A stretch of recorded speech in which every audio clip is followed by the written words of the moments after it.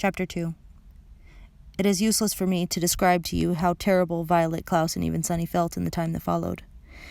If you have ever lost someone very important to you, then you already know how it feels, and if you haven't, you cannot possibly imagine it.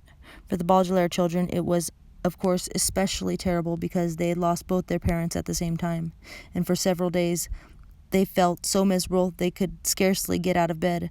Klaus found that he had little interest in books. The gears in Violet's inventive brain seemed to stop, and even Sunny, who of course was too young to really understand what was going on, bit things with less enthusiasm. Of course, it didn't make things any easier that they had lost their home as well, and all their possessions.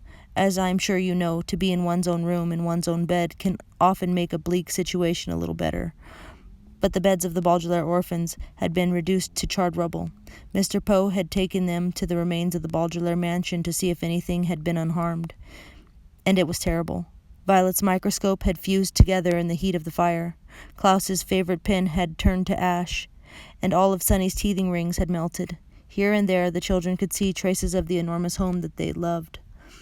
Fragments of their grand piano, an elegant bottle in which Mr. Baudelaire kept brandy, the scorched cushion of the window seat where Mother liked to sit and read. Their home destroyed, the Baudelaires had to recuperate from their terrible loss at the Poe household, which was not at all agreeable. Mr. Poe was scarcely home because he was very busy attending to the Baudelaire affairs, and when he was home, he was often coughing so much that he could barely have a conversation. Mrs. Poe purchased clothing for the orphans that was grotesque in color and itched, and the two Poe children, Edgar and Albert, were loud and obnoxious boys with whom the Baudelaires had to share a tiny room that smelled of some sort of ghastly flower. But even given the surroundings, the children had mixed feelings when over a dull dinner of boiled chicken, boiled potatoes, and blanched — the word blanched here means boiled — string beans. Mr. Poe announced that they were to leave his household the next morning. "Good," said Albert, who had a piece of potato stuck between his teeth. "Now we can get our room back. I'm tired of sharing it with Violet and Klaus. They're always moping around and are never any fun." "And the baby bites," Edgar said, tossing a chicken bone to the floor, as if he were an animal in a zoo, and not the son of a well-respected member of the banking community. "Where will we go?" Violet asked nervously. Mr. Poe opened his mouth to say something, but erupted into a brief fit of coughing.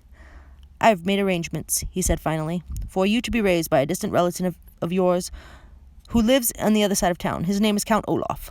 Violet, Klaus, and Sunny looked at one another, unsure of what to think. On one hand, they didn't want to live with the Poes any longer. On the other hand, they had never heard of Count Olaf and didn't know what he would be like. "Your parents will," Mr. Poe said, "instructs that you be raised in the most convenient way possible, here in the city. You will be used to your surroundings, and this Count Olaf is the only relative who lives within the urban limits."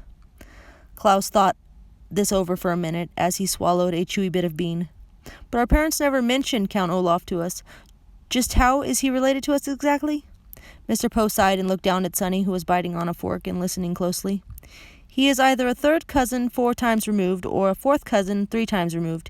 He is not your closest relative on the family tree, but he is closest geographically. That's why." "If he lives in the city," Violet said, "why didn't our parents ever invite him over?" "Possibly because he's very busy," Mr. Poe said. "He's an actor by trade and often travels around the world with various theater companies." "I thought he was a count," Klaus said.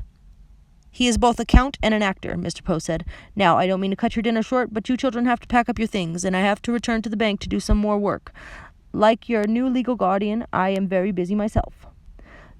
The 3 Baudelaire children had many questions for Mr. Poe, but he had already stood up from the table, and with a slight wave of his hand departed from the room.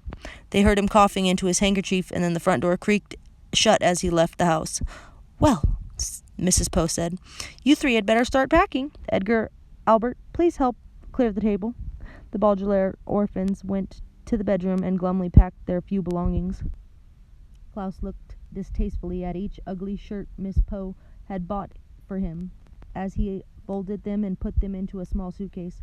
Violet looked around the cramped, smelly room in which they had been living, and Sunny crawled around solemnly, biting each of Edgar and Albert's shoes, leaving small teeth marks in each one so that she would not be forgotten. From time to time the Baudelaire children looked at one another, but with their future such a mystery, they could think of nothing to say. At bedtime, they tossed and turned all night, scarcely getting any sleep, between the loud snoring of Edgar and Albert and their worried thoughts. Finally, Mr. Poe knocked on the door and stuck his head into the room. "Rise and shine, Baudelaires," he said. "It's time for you to go to Count Olaf's." Violet looked around the room, and even though she didn't like it, she felt very nervous about leaving. "Do we have to go right this minute?" she asked. Mr. Poe opened his mouth to speak, but had to cough a few times before he began.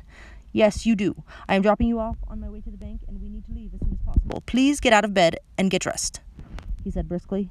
And the word briskly here means quickly, as to get the Baudelaire children to leave his house. The Baudelaire children left the house. Mr. Poe's automobile rumbled along the cobblestone streets of the city toward the neighborhood where Count Olaf lived. They passed horse-drawn carriages and motorcycles along Doldrum Drive. They passed the fickle fountain, an elaborately carved monument that occasionally spat out water in which young children played. They passed an enormous pile of dirt where the royal gardens once stood. Before too long, Mr. Poe drove his car down a narrow alley lined with houses made of pale brick and stopped halfway down the block. "Here we are," Mr. Poe said, in a voice undoubtedly meant to be cheerful. "Your new home." The Baudelaire children looked out and saw the prettiest house on the block. The bricks had been cleaned very well, and through the wide and open windows one could see an assortment of well-groomed plants. Standing in the doorway, with her hand on a shiny brass doorknob, was an older woman, smartly dressed, who was smiling at the children. In one hand she carried a flower pot. "Hello there," she called out. "You must be the children Count Olaf is adopting." Violet opened the door of the automobile and got out and shook the woman's hand. It felt firm and warm, and for the first time in a long while Violet felt as if her life and the lives of her siblings might turn out well after all. "Yes," she said. "Yes, we are. I am Violet Baudelaire, and this is my brother Klaus and my sister Sunny. And this is Mr. Poe, who has been arranging things for us since the death of our parents." "Yes, I heard about the accident," the woman said, as everyone said, "How do you do?" "I am Justice Strauss." "That's an unusual first name," Klaus remarked. "It's my title," she explained. "Not my first name. I serve as a judge in the High Court." "How fascinating," Violet said. "And are you married to Count Olaf?" "Goodness me, no," Strauss said. "I don't actually know him that well. He is my next-door neighbor." The children looked from the well-scrubbed house of Justice Strauss to the dilapidated one next door. The bricks were stained with soot and grime, and there were only two small windows, which were closed with the shades drawn, even though it was a nice day. Rising above the windows was a tall and dirty tower that tilted slightly to the left. The front door needed to be repainted, and carved in the middle of it was an eye. The entire building sagged to the side like a crooked tooth.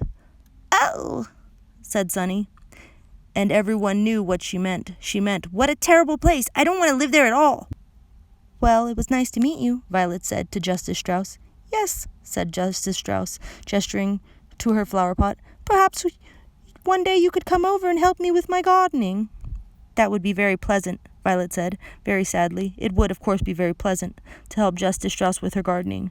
But Violet could not help but think that it would be far more pleasant to live in Justice Strauss's house instead of Count Olaf's.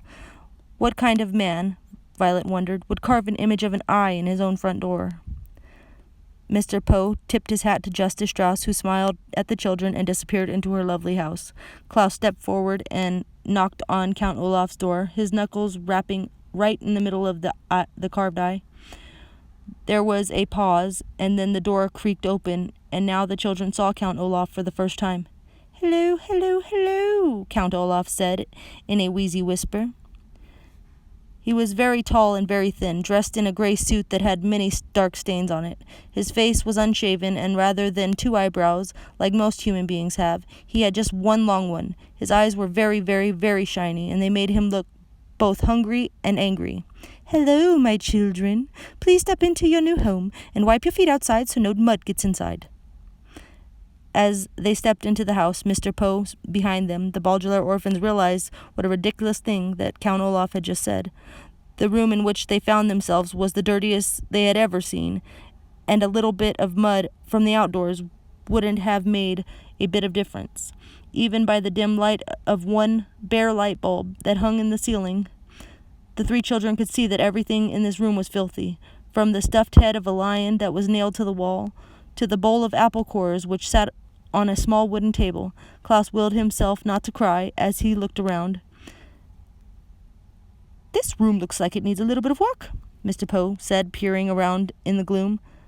"I realize my humble home isn't as fancy as the Baudelaires' mansion," Count Olaf said, "but perhaps with a bit of your money we could fix it up a little bit nicer." Mr. Poe's eyes widened in surprise, and his cough echoed into the dark room before he spoke. "The Baudelaire fortune," he said sternly, "will not be used for such matters. In fact, it will be not used at all until Violet is of age." Count Olaf turned to Mr. Poe with a glint in his eye, like an angry dog. For a moment Violet thought he was going to strike Mr. Poe across his face. But then he swallowed. The children could see his Adam's apple bob in his skinny throat, and shrugged his patchy shoulders. "All right, then," he said. "It's the same to me. Thank you very much, Mr. Poe, for bringing them here. Children, I will now show you to your room." "Goodbye, Violet, Klaus, and Sonny," Mr. Poe said, stepping back through the front door.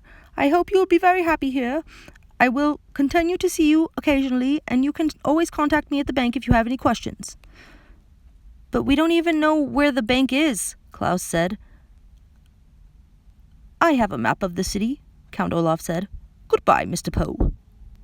He leaned forward to shut the door, and the Baudelaire orphans were too overcome with despair to get a glimpse of Mr. Poe. They now wished that they could all stay at the Poe household, even though it smelled. Rather than looking at the door, then the orphans looked down and saw that although Count Olaf was wearing shoes, he wasn't wearing any socks. They could see, in the space of pale skin between his tattered trouser cuff and his black shoe, that Count Olaf had an image of an eye tattooed on his ankle, matching the eye on his front door. They wondered how many other eyes were in Count Olaf's house, and whether for the rest of their lives they would always feel as though Count Olaf were watching them, even when he wasn't nearby.